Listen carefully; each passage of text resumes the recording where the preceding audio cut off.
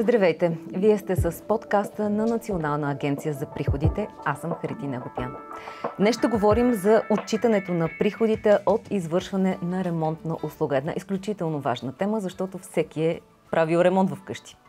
По темата наш гост е госпожа Евгения Попова, главен експерт по приходите в дирекция Данъчна осигурителна методология. Здравейте! Здравейте! Какво предполага данъчното законодателство при извършване на ремонтна услуга? Един от най-важните въпроси. Както вие споменахте в началото, това наистина е тема, която в последните години е доста така актуална. Много лица правят ремонти и съвсем навременно така бяха предприети и някои облекчения за тези лица. Но сега ще разкажа по-подробно след малко за това нещо. Много зависи от това лицето, което извършва ремонтната дейност, дали е едно физическо лице, което самостоятелно извършва тази дейност, или то работи към някакво дружество, което го е наело, независимо дали е на трудов договор, на граждански, за да извърши конкретната услуга.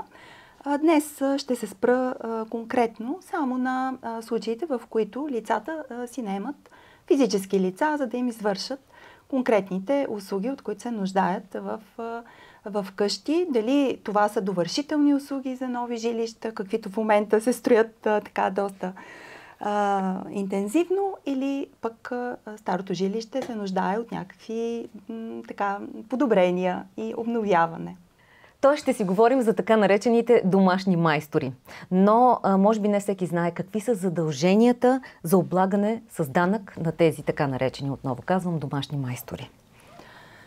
Разбира се, много важен момент за всяко едно лице, което придобива доходи, да знае какви са неговите задължения за данъци и съответни осигурителни вноски, което в момента ние няма да коментираме, за да е наясно, да не е след това изненадано в последствие.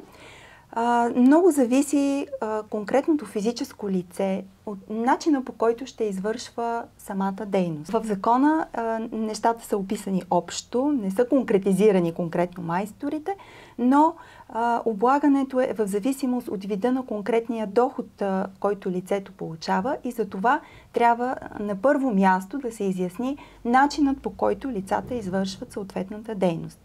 Ако лицата извършват професионална дейност за своя сметка и са регистрирани като самоосигуряващи се лица, това е много важен момент, т.е. те разполагат с някакво свидетелство, диплома, на базата на което са извършили съответната регистрация по БУЛСТАТ, имат тази регистрация като самоосигуряващи се лица и извършват за своя сметка професионална дейност, не са регистрирани като еднолични търговци, биха могли да се третират доходите им като дейност, упражняване на свободна професия. В този случай облагането на придобитите доходи е като от тях се приспаднат 25% нормативно признати разходи. Тези разходи са уредени в закона, не се доказва с документи, т.е. независимо от действителния размер на разходите, които имат лицата в този случай, при формирането на облагаемия доход се приспадат тези 25% разходи и вече от разликата се приспадат и осигурителните вноски задължителни, които лицата имат задължение да правят, и доходите се облагат с данък върху общата годишна данъчна основа, който е в размер на 10%. Разбира се, има и авансово облагане през течение на годината. За всеки 3 месеца доходите, които са придобити за конкретното 3 месече, се декларират в декларация по член 55 за дължими данъци. Това е така наречената годишна данъчна декларация? Или е различна? Не, това е декларация за дължими данъци, която се подава по 3 месечия, като за последното 3 месече не се дължи авансово данък. Това е по отношение на авансовото облагане. Разбира се, тези лица могат да действат като търговци. Много често се случва, лицата организират дейността като търговци. Не имат други физически лица, те са цяла бригада, един да извършва една дейност, друг друга, един да боядисва стените, друг да шпаклова, трети да прави банята и така цялостно да извършат ремонта в апартамента. В този случай, когато лицата действат като търговци, облагането вече е с друг вид данък. Това е данък върху годишната основа за доход от дейност като търговец. Тук облагането е с данък в размер на 15%, но лицата в тези случаи са задължени да водят счетоводство и пак трябва да бъдат осигурени задължително като самоосигуряващи се лица. Това е така важно да се отбележи. Трети случай. Лицата сключват граждански договор за конкретна услуга.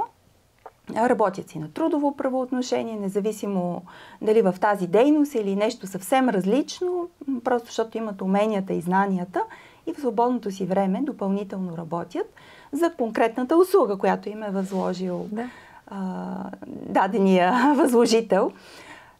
И в тези случаи облагането също е като доход от друга стопанска дейност с приспадане на 25% нормативно признати разходи. Тоест в тези случаи имаме доход от извън трудово правоотношение и приспадане на тези 25% нормативно признати разходи. Във всички случаи лицата, независимо какъв вид доход получават, трябва да имат и авансово облагане през течение на годината. Разбира се, това е важно да се отбележи.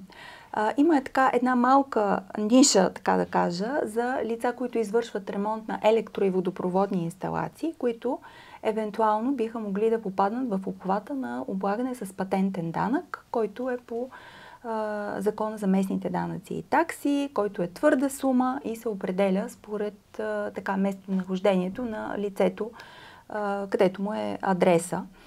В тези случаи лицата се облагат с тази твърда сума, окончателен годишен данък. Но това са само за конкретната дейност. Все пак нека уточним, всички тези лица, за които говорихме до този момент, те имат ли задължение да подават годишна данъчна декларация? Разбира се. За всички случаи, за които говорихме до момента, е налице задължение за деклариране на доходите в годишната данъчна декларация. Само че в единия случай, когато лицата се облагат като доход от друга стопанска дейност и не действат като търговци, срокът за подаване на декларацията е от 10 януари до 30 април на следващата година. А в случаите, когато лицата действат като търговци, дори да не са регистрирани като еднолични търговци, в тези случаи декларацията се подава от 1 март до 30 юни на следващата година. Като в този случай се попълва приложение номер 2, а в случая, когато получават доходи от друга стопанска дейност, в приложение номер 3 на декларацията. Лицата, които се облагат с патентен данък, също имат задължение да подават годишната данъчна декларация, като те за целта попълват приложение номер 7, в което си посочват реализирани от тях доходи във връзка с определяне на окончателния размер на осигурителния доход. В този ред на мисли всъщност какви документи, фактури и изобщо какво е необходимо да изисква лицето от майстора и всъщност майстора е задължен да предаде? В случаите, когато лицата действат като търговци, те трябва да имат фискално устройство и да издават фискални касови бележки. А в другите случаи, в които те не действат като търговци и придобиват доход от друга стопанска дейност, като свободни професии, в тези случаи трябва да издават документ, който да съдържа реквизитите на Закона за счетоводството. Те са много така опростени. Това е номер и наименование на документа, размер на дохода и имена на лицето, което издава документа. И подпис, разбира се. Това е абсолютно задължително, тъй като в закона като цяло е предвидена санкция при неиздаване на такъв документ. И всеки един, който получава доход, трябва да издава съответния документ. Да. Може би един от най-важните въпроси е следващият, а именно за данъчното облекчение за подобрение или ремонт на недвижим жилищен имот. Всъщност, кой може да ползва това данъчно облекчение? Това данъчно облекчение беше въведено именно с цел да се изсветлят доходите на майсторите, за да може, давайки такова облекчение за физическите лица, които са ползвали услуги на майстори, да си намалят техните данъци и по този начин да покажат какво са платили на майсторите. тъй като в по-голямата част от случаите все пак услугите се извършват между физически лица и там всъщност контрола трябва да е от самите физически лица. Поради тази причина беше въведено и данъчното облекчение. И всяко местно физическо лице или лице от Европейския съюз може да ползва данъчно облекчение, когато през годината е извършило подобрение или ремонт в недвижим имот, при наличието на конкретно посочени в закона условия. Имотът трябва да се намира на територията на България, лицето, което е извършило ремонта, да е наше местно лице или от държава членка на Европейския съюз. Трябва лицето да разполага с документ. Имотът не трябва да е включен в дейност, която се извършва като търговец. И все пак наличието на тези обстоятелства се отбелязва единствено в данъчната декларация. Не е необходимо да се описват и прилагат документи. Не е необходимо да се прилагат документи към декларацията. В самата декларация е предвидена отделна част в приложение номер 10, което е за ползване на данъчните облекчения, където се описват данни за лицето, което е извършило услугата. Това е всичко, което е необходимо. Размерът на облекчението е 2000 лева и тази сума се приспада от сумата от годишните данъчни основи, тъй като това облекчение може да се ползва само за доходите, които се облагат с данък върху общата годишна данъчна основа. Това са доходи от трудови правоотношения, от граждански договори, от наем, от продажба на имущество и други източници. А самото лице, в което е извършен ремонта, какви са необходимите документи, които трябва да притежава, които трябва да подаде? Той трябва да разполага с документ, издаден от майстора, който е извършил ремонта, и документ, който да доказва наличието на плащането. Но тези документи трябва да бъдат съхранявани от лицата и не се прилагат към годишната данъчна декларация. Има ли някакъв ред, по който може да се ползва това облекчение?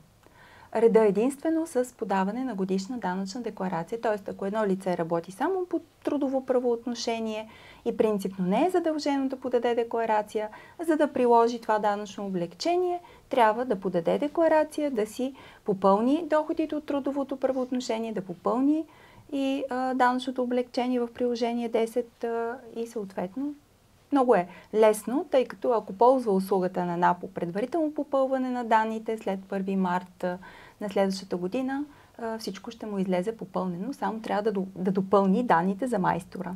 Много ви благодаря за разяснението. Надявам се да сме били полезни. Много благодаря на госпожа Евгения Попова, която е главен експерт по приходите в дирекция Данъчно-осигурителна методология.